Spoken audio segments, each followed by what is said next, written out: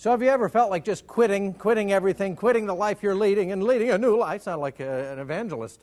Doing something different. Well, this book might help you do it. It's called Living Without Reservations. Barbara Elaine Singer is the author, and she is here. And thanks for doing this. It's very nice of you. Thank you. This story really is your story of how you got from where you were to where you are. So where were you, first of all? Where were you before? I was living the American dream in Orlando, married, big house, big job, child in private school. And the treadmill just kept getting faster and faster. Enough was never enough. Right. And that's a danger. We've learned that as a nation lately, you know, economically. Exactly. That we overdo it and overspend and overgo and everything. And so what was the turning point? What was the moment that you said, I've got to really change things, and how do I do it?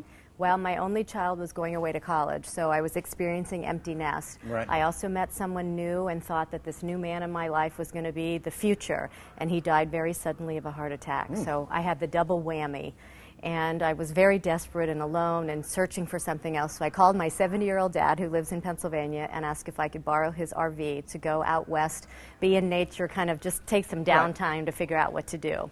He says no, but I'll go with you, and can we go to Alaska? And that started the whole crazy journey. No kidding. You and your dad.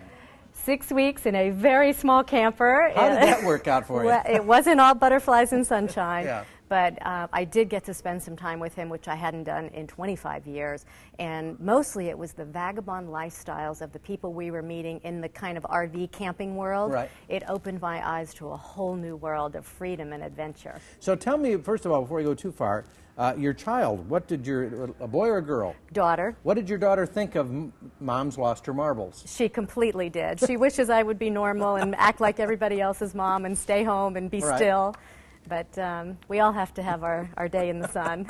So has she adapted to this new mom? She's much better now, but it's been quite a few years. So I think I do a better job of staying in touch, and I don't move around quite as much as I did in the beginning. Now tell me about what made you decide I need to write this down, because the subtitle here is A Journey by Land and Sea in Search of Happiness. Some people will tell you that happiness is not a destination. You will not find a place called happiness. Happiness is what you discover as you're going somewhere else. In fact, Richard Nixon, of all people, said, when somebody said, "Are you happy, Mr. President?" he said, "That's ridiculous. I'm working, I'm busy, I'm doing what I want to do. Happy comes or it doesn't come." So did you find happiness? Can you find it, or is the journey the happiness? The journey is definitely the happiness, but I had to peel away all the old layers of armor that I had literally put on, thinking this was the life. This would bring me happiness if I had a successful career and I had lots of money and I had these material things.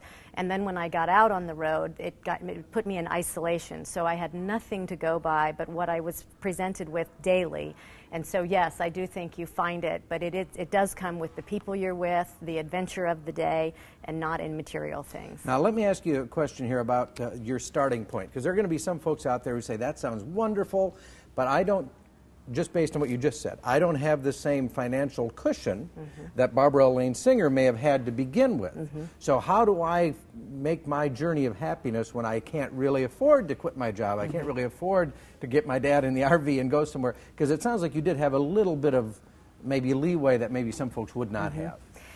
I promote that I live on about $1,000 a month, and that is how I maintain my lifestyle now 4 years later. Wow. So I rent a room from a local in the place where I'm going. So after the RV trip with my dad, I came back to Orlando, liquidated my home. I could not afford to keep a home sitting empty waiting for me and go off and have this adventure. So I rented my home to someone else, but I liquidated everything. Rent a room from a local for $500 a month or less. I did it in Italy, I did it in South Florida. It's very available.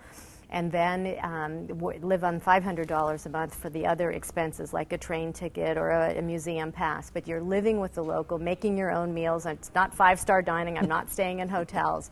So it is very doable. I do work 4 months out of the year back in the United States, and I work at a high-season, high-tipped resort job. Work like a dog, stash the cash, and make it last as long as I can. Is that right? So you've got this plan. This is a pretty good planned out. This isn't, it is spontaneous, but it's well-planned spontaneity. I don't really know what I'm doing too far in advance, so that part is very spontaneous, but you definitely can make it last. I didn't intend for it to be a lifestyle in the beginning. I kept waiting for the other shoe to fall. When am I going to go broke? When is something awful going to happen? And it never did. And so I think as long as I can keep the balls in the air, I'm going to keep going. We are talking about living without reservations, and you've also got a website. Is it livingwithoutreservations.com? Yes. .com? .com. So you can go to livingwithoutreservations.com, learn more about Barbara L. Lane Singer. We're going to talk a little bit more when we come back about the book, and also what this bottle of wine has to do with anything, and why is it here. We'll talk about all of this when we come back, but in the meantime, you can check out that website, livingwithoutreservations.com. We'll be right back.